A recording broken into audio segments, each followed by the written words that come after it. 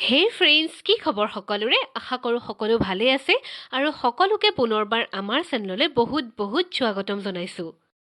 আজি মই আপোনালোকৰ মাজলৈ লৈ আহিছোঁ এখন আমিষ থালি আৰু তাত থকা প্ৰতিটো আইটেমৰ ৰেচিপি ভিডিঅ'। তেনেহ'লে ব'লকচোন বেছি দেৰি নকৰি আজি আমাৰ ভিডিঅ'টোৰ মাজলৈ সোমাই যাওঁ। মোৰ আমিষ থালিখনত আছে এয়া ভেজ পোলাও, এয়া মাটন কাৰী, এয়া চিকেন টেংগি মছলা, পনীৰ বাটাৰ মছলা, ঔটেঙা দি বনোৱা মচুৰ দাইল, দৈ আৰু ৰসগোল্লা, কান্ধুলি মাছৰ ফ্ৰাই, লগতে এটুকুৰা গোল নেমু আৰু কেঁচা জলকীয়া। ইমানখিনিয়ে আছিলে মোৰ থালিখনত। তেনেহ'লে ব'লকচোন প্ৰথমতে আমি আৰম্ভ কৰোঁ দালিখনৰ পৰা। মই একেবাৰে সাধাৰণভাৱে বনাইছোঁ। প্ৰথমতে ইয়াত সৰিয়হৰ তেল দিছোঁ অকণমান, তাৰ পাছতে ইয়াতে পাঁচফোৰণ দিছোঁ। সৰু চামুচৰ জোখত 1 চামুচ পাঁচফোৰণ দিছোঁ আৰু পাঁচফোৰণখিনি ভাজা হোৱাত ইয়াতে মই তিয়াই ৰখা মচুৰ দালিখিনি দিছোঁ। মই 5 জনৰ জোখত মচুৰ দালি বনাইছোঁ, বেছি ডাঠ কৰি বনোৱা নাই। আৰু লগতে এয়া ঔটেঙা দিছোঁ। ঔটেঙাখিনি অকণমান ক'লা দেখিব পাৰে কাহটো, কাৰণ মই কাটি পেলাই ফ্ৰিজত ৰাখি দিছিলোঁ। তাৰপিছতে তাত জোখমতে নিমখ আৰু হালধি দিলোঁ, দি গোটেইখিনি ভালদৰে ভাজি লৈছোঁ। গোটেইখিনি ভালদৰে ভাজা হোৱাত ইয়াতে মই উতলা পানী ব্যৱহাৰ কৰিছোঁ। পানীখিনি দি অকণমান লৰাই মই ঢাকন মাৰি দিম আৰু 4টা চিটি আহিবৰ কাৰণে দিম। তাৰপিছতে আমাৰ দালি ৰেডি হৈ যাব। একদম সাধাৰণভাৱে বনোৱা, কিন্তু খাবলৈ বিৰাটেই সোৱাদ হয়। আৰু এয়া 4টা হুইছেলৰ পিছত আমাৰ দালিখিনি ধুনীয়াকৈ সিজি গ'ল। এতিয়া মই গেছটো আকৌ অন কৰিছোঁ। অন কৰি ইয়াতে অকণমান পানী এড কৰিম, গৰম পানী এড কৰিছোঁ, উতলিবলৈ দিম। আৰু তাৰপিছতে ইয়াতে মই এড কৰিম কেইডালমান ধনিয়া পাত। আৰু এয়া ভাতৰ লগত খাবৰ কাৰণে ঔটেঙা দিয়া মচুৰ দালি ৰেডি হৈ গ'ল। খুব কম সময়তে সহজভাৱে এই ধৰণে দালিখন বনাব পাৰে। তাৰপিছত এতিয়া বনাম পনীৰ বাটাৰ মছলা। তাৰ কাৰণে মই এখন কেৰাহীত 1 চামুচ বাটাৰ দিলোঁ, এটুকুৰা ডালচেনি, 2টা লং, 2টা ইলাচি দিছোঁ। আৰু গোটেইখিনি ভালদৰে ভাজা হোৱাত ইয়াতে মই ডাঙৰ চাইজৰ এটা বিলাহী আৰু 2টা পিঁয়াজ দিছোঁ। গোটেইখিনি ভালদৰে ভাজি ল'ম। তাৰপিছত ইয়াতে মই এড কৰিম 10-12টা কাজু। বিলাহী, পিঁয়াজ আৰু কাজুখিনি ভালদৰে ভাজি ল'ম, তাৰপৰা যাতে কেঁচা গোন্ধটো নাইকিয়া হৈ যায়। তাৰপিছত মই গোটেইখিনিৰ এটা পেষ্ট বনাই ল'ম।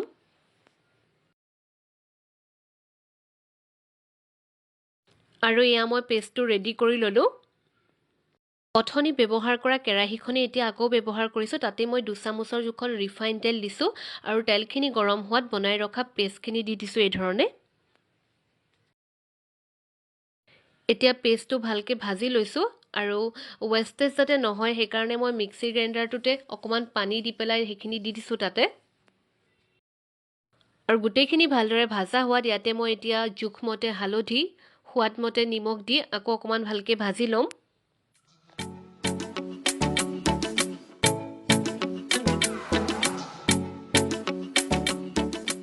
গোটেইখিনি ভালদৰে ভাজা হোৱাত ইয়াতে মই ডাঙৰ চামুচৰ 1 চামুচ ক্ৰীম ব্যৱহাৰ কৰিছোঁ। ক্ৰীমখিনিৰ সৈতে ভালদৰে ভাজা হোৱাত ইয়াতে মই 1 কাপ গৰম পানী ব্যৱহাৰ কৰিছোঁ। পানী বেছি নিদিওঁ, গ্ৰেভিকৈ ৰাখিম। এতিয়া গোটেইখিনি ভালদৰে উতলিবলৈ দি ইয়াতে মই পনীৰখিনি এড কৰিম। মই 200 গ্ৰাম পনীৰ ব্যৱহাৰ কৰিছোঁ।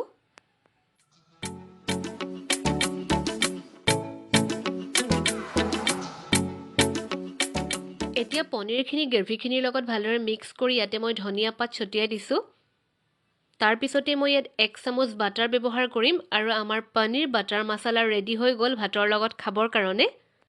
একেবাৰে সাধাৰণভাৱে বনাইছোঁ, কিন্তু খাবলৈ বিৰাটেই সোৱাদ হয়। এতিয়া ব'লক পিছৰ ৰেচিপিটোলৈ। এইবাৰ মই বনাম চিকেন টেংগি মছলা। তাৰ কাৰণে মই এনেকুৱা চিকেনৰ লেগ পিচ লৈছোঁ। তাতে সৰু চামুচৰ 1 চামুচ জালুকৰ গুড়া, 1 চামুচ জিৰা গুড়া, 1 চামুচ ধনিয়া গুড়া, 1 চামুচ গৰম মছলা, সৰু চামুচ ব্যৱহাৰ কৰিছোঁ মই, জোখমতে হালধি আৰু এফাল গোল নেমু লৈছোঁ। গোটেইখিনি তাতে মই ৰসটো চেপি দিছোঁ। এতিয়া গোটেই মছলাখিনি হাতৰ সহায়েৰে মই মাংসকে পিছত ভালদৰে সানি ল'ম। হাত ব্যৱহাৰ কৰিলে বেছি ভাল হয় সানিবৰ কাৰণে, চামুচ বা হেতাৰ সলনি। সেইকাৰণে মই হাতেই ব্যৱহাৰ কৰিছোঁ।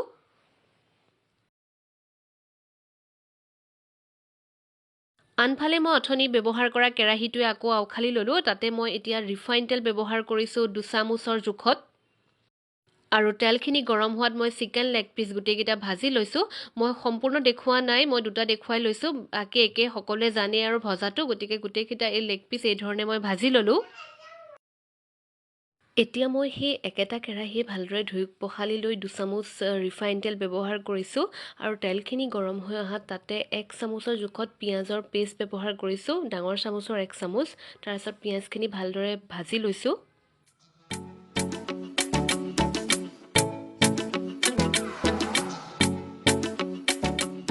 পিঁয়াজখিনি ভালদৰে ভাজা হোৱাত তাতে মই ব্যৱহাৰ কৰিছোঁ 1 চামুচ আদা নহৰুৰ পেষ্ট।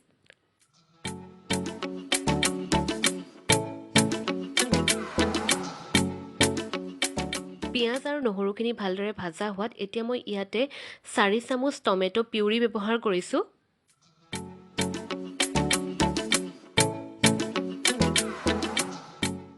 গোটেইখিনি ভালদৰে ভাজা হোৱাৰ পিছত ইয়াতে মই সোৱাদ অনুসৰি নিমখ দিছোঁ। জোখমতে হালধি,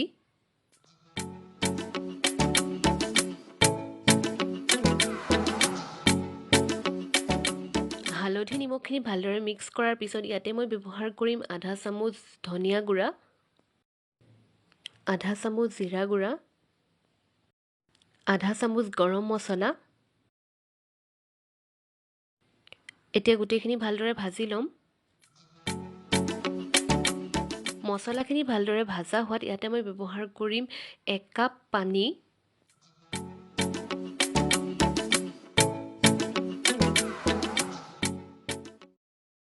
গ্ৰেভিটো ভালদৰে উতলি অহাত ইয়াতে মই লেগ পিচকেইটা দি দিছোঁ।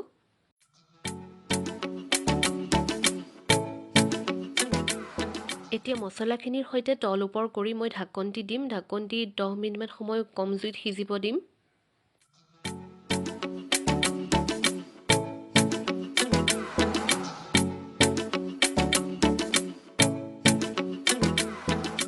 আৰু 10 মিনিটৰ পিছত এয়া আমাৰ ধুনীয়াকৈ গ্ৰেভিটো উতলি আহিছে, মানে মাংসটো সিজিছে কাৰণ ভজা মাংস। আৰু এতিয়া ইয়াতে মই ব্যৱহাৰ কৰিম সৰু চামুচৰ 1 চামুচ লাল মিৰ্চ।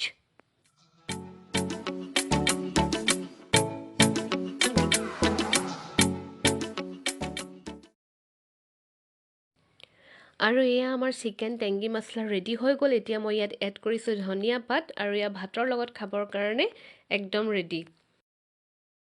এতিয়া যাওঁ ব'লক পিছৰ ৰেচিপিটোৰ বাবে। ইয়াৰ বাবে মই 700 গ্ৰাম মাটন লৈছোঁ, তাতে আধা কাপ দৈ লৈছোঁ। ইয়াতে মই জোখমতে হালধি দিছোঁ, আধা চামুচ গৰম মছলা,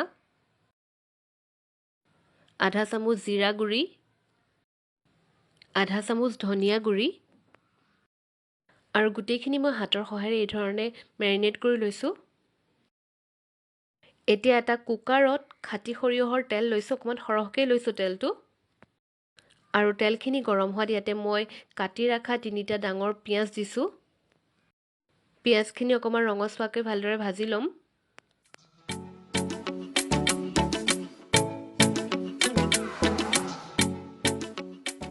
পিঁয়াজখিনি ভাজা হোৱাত ইয়াতে মই 1 চামুচ আদা নহৰুৰ পেষ্ট দিছোঁ। নহৰু আৰু পিঁয়াজখিনি ভালদৰে ভাজা হোৱাত ইয়াতে মই কাটি ৰখা 2টা বিলাহী দি দিছোঁ এই ধৰণে। সোৱাদ অনুযায়ী নিমখ দিছোঁ। হালধি মেৰিনেট কৰোঁতে দিছোঁ, গতিকে এতিয়া দিয়া নাই আকৌ। ঢাকোনখন দি মছলাটো অলপ সিজিব দিলোঁ আৰু অলপ সময়ৰ পিছত এয়া আমাৰ মছলাটো ভালকৈ সিজিছে আৰু বিলাহীখিনিও মৰহি গৈছে। এতিয়া ইয়াতে মই মেৰিনেট কৰি ৰখা মাংসখিনি এড কৰিম।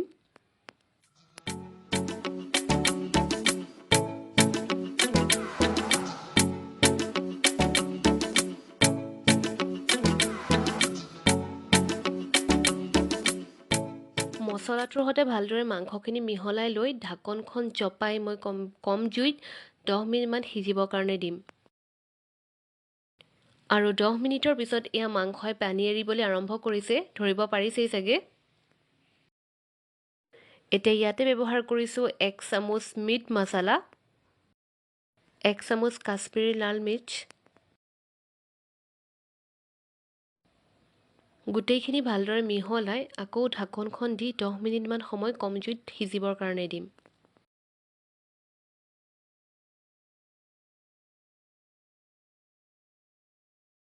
আৰু ইয়াত 10 মিনিটৰ পিছত মাংসটো অলপ অলপকৈ সিজিছে। এতিয়া মই ইয়াতে ব্যৱহাৰ কৰিম 1 কাপ গৰম পানী।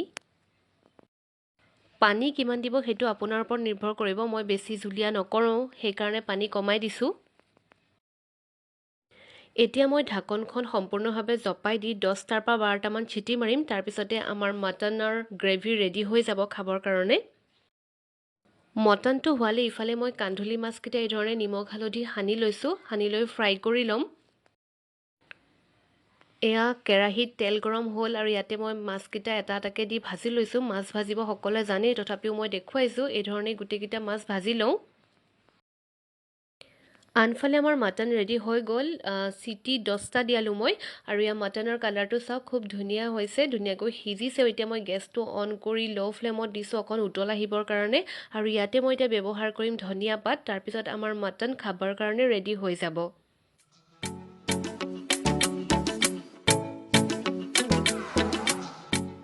আৰু সিফালে মোৰ মাছকেইটাও ফ্ৰাই কৰা হৈ গ'ল। এতিয়া বনাবলৈ গৈ আছোঁ মই ভেজ পোলাও। খুব সাধাৰণভাৱে বনাম মই পোলাওটো, অকণো মেহনত কৰি নাথাকোঁ। তাৰ কাৰণে মই এটা কুকাৰত 3-4 চামুচৰ জোখত ৰিফাইন তেল লৈছোঁ।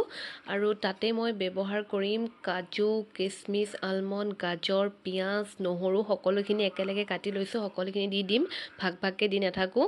গোটেইখিনি ভালদৰে ভাজি ল'ম।